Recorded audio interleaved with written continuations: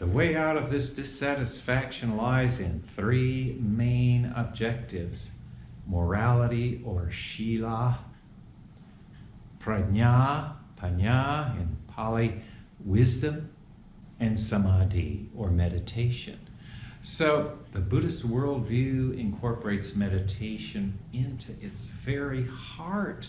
It's been called half of all Buddhism.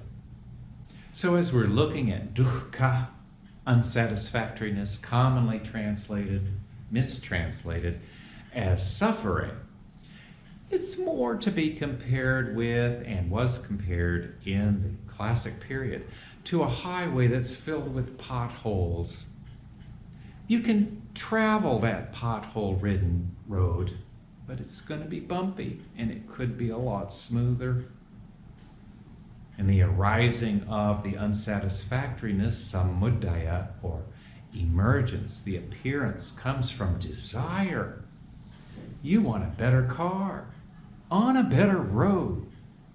And that desire leads to your unhappiness and discontent. It leads to a thirst that can even be severe addictions, gambling, or alcoholism, or drug abuse. But then there are many more. Too much television, junk food, idle gossip. There are a lot lower levels of addiction than just the commonly thought of ones that destroy human lives. The others are also distractions from reality.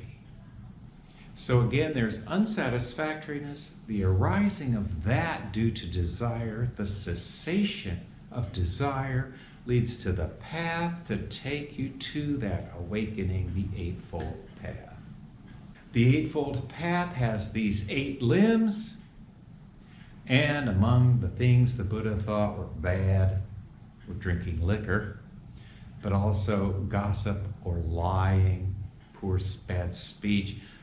Sex was okay for the Buddha for a non-monk, as long as it took place with confidence both individuals had in each other. In other words, adultery or any kind of lying is bad news for the Buddha.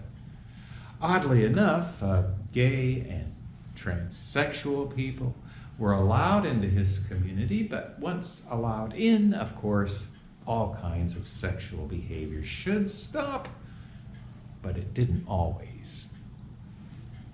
When that happened, the Buddha formulated rules for expelling monks who refused to conform to those reasonable rules only maintained to keep some peace and quiet in the community. But the lay persons who followed the Buddha were not required to do all those things, but only 5 precepts. Among these included not drinking alcohol.